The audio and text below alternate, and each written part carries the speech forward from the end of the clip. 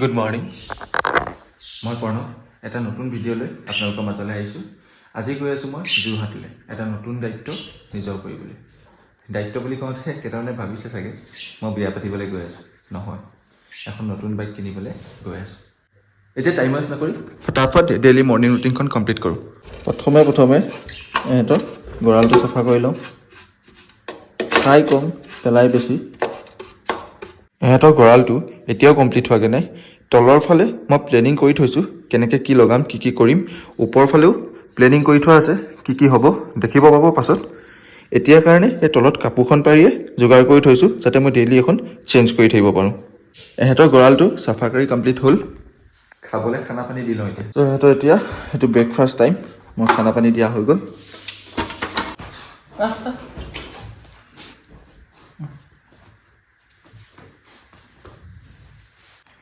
আমাৰ ৰাণীক এনেকৈ খুৱাই দিবলগীয়া হয়।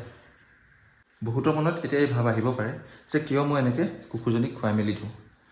তো মই কথা এটা কওঁ, জীৱ জন্তু ভাল পোৱা আৰু জীৱ জন্তু ঘৰলৈ আনি পোহপালন দিয়া মাজত বহুত বেছি পাৰ্থক্য। যোনে এনেকৈ জীৱ জন্তু বা কুকুৰ ঘৰত পোহপালন দিছে তেওঁলোকে এইটো বুজি পাব।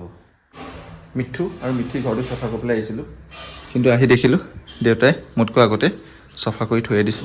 এতিয়া নিজে ফটাফট ৰেডি হৈ লওঁ। অবিনাশ গৈ পালেগৈ SSC আৰু এজ ইউজুৱেল মই ঘৰতে কাপোৰেই পিন্ধি আছোঁ। মই যাওঁ দেই। জয় Krishna. Bye bye bye bye bye চিনাই।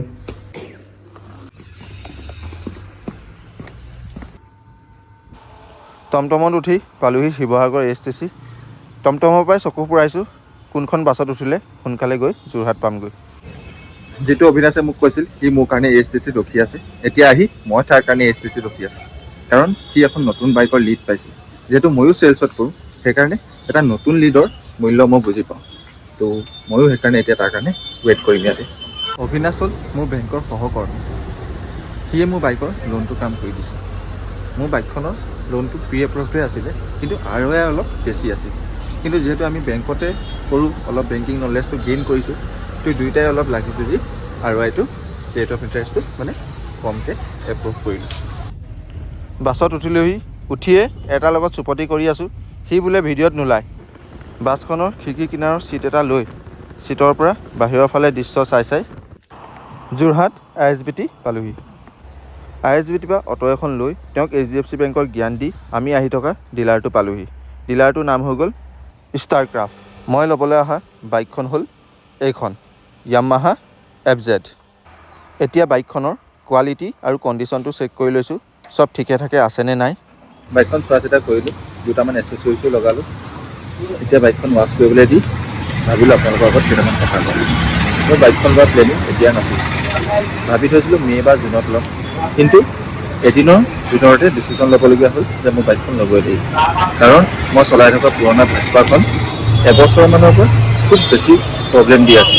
ব্লকৰ প্ৰব্লেম, টাইম চেইনৰ প্ৰব্লেম, হেল্থৰ প্ৰব্লেম, এনেকুৱা নানান বহুতখিনি প্ৰব্লেম দি আছে।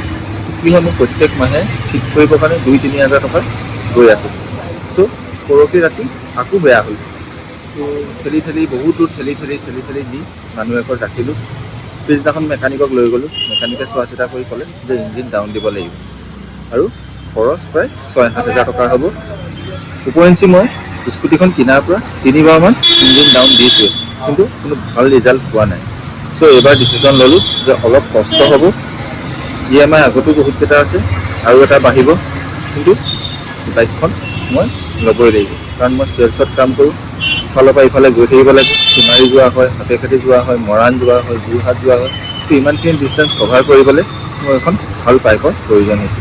সেয়েহে বাইকখন লোৱাৰ ডিচিশ্যন ল'লোঁ। বাইকখনৰ দায়িত্ব লোৱাৰ আগতে বাইকখনৰ লগত জড়িত সকলো টাৰ্মছ এণ্ড কণ্ডিশ্যন ভালকৈ পঢ়া শুনা কৰি কাগজ পত্ৰখিনিত ছিগনেচাৰকেইটা কৰি লওঁ। কাগজ পত্ৰ সকলো কাম শেষ কৰি 3:30 বজাত ডিলাৰৰ পৰা ওলাই দিলোঁ। যিহেতু যথেষ্ট ভোক লাগি আছিল, সেয়েহে মাজতে ৰখি ভাত এসাঁজ খাই ল'লোঁ। তো এতিয়া তেল ডিপুত বাইকখনত তেল অলপ ভৰাই ল'লোঁ। এতিয়া আপোনালোকক ডাইৰেক্ট শিৱসাগৰ ঘৰত গৈহে লগ পাম। ঘৰ আহি পালোহি।